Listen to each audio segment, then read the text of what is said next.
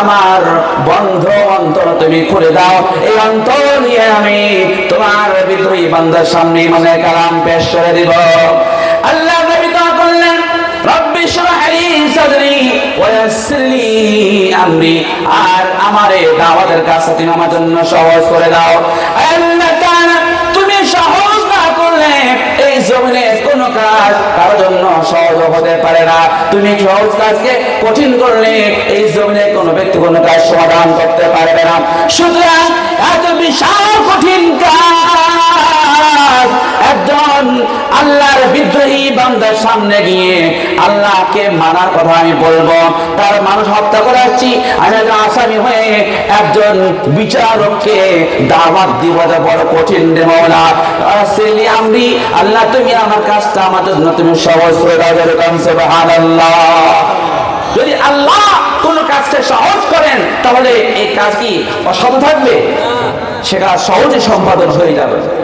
ওয়াসলি আমরি, আল্লাহ তাআলা যখন আমার সিনা খুলে যাবে, যখন আমার অন্তর খুলে যাবে, তখন বান্দার সামনে গিয়ে কথা বলবো।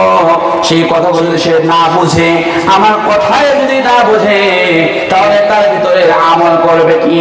এই জন্য বলে ওয়াসলি আমরি ওয়াহলুল উকদাতাম মিন লিসানি, আল্লাহ তুমি মেহেরবানি করে আমার জবানের লোকনতকে তুমি দূর করে দাও।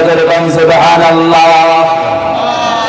ওয়াহলুল উকদাতাম মিন লিসানি, আল্লাহ তুমি মেহেরবানি করে আমার জবানের জড়তাকে তুমি দূর করে দাও।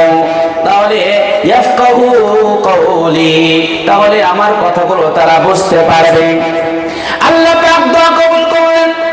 তার সাথে হযরত হারুন আলাইহিস সালামকে নবী বানিয়ে দিলেন, যাও তোমাকে এই কথা সুশালি করে দিলাম, সে তোমাকে সাহায্য করবে, তোমার কথা বলতে সাহায্য করবে। যে কথা তুমি বলতে পারবে না, মুখ থেকে তোমার বের হবে না, সেই কথাগুলো হারুন আলাইহিস সালাম বলে তোমাকে সাহায্য করবে। সুবহানাল্লাহ। চলে গেলেন এর সামনে, যা দাওয়াত দিচ্ছেন। দেখেন, যদি এই এলাকায় বিএনপির কোন মানুষকে জামাতারা গিয়ে বলে যে দোস্ত আপনার একটা মানুষকে আমি গুলি করে মেরে ফেলেছিলাম 2 সপ্তাহ আগে, আমি তোমার দলের হত্যাকারী আসামি, আমি তোমার কাছে আসছি, তুমি আল্লাহর রাস্তায় জামাতে ভর্তি হয়ে যাও, শুনবে তো কথা বলে?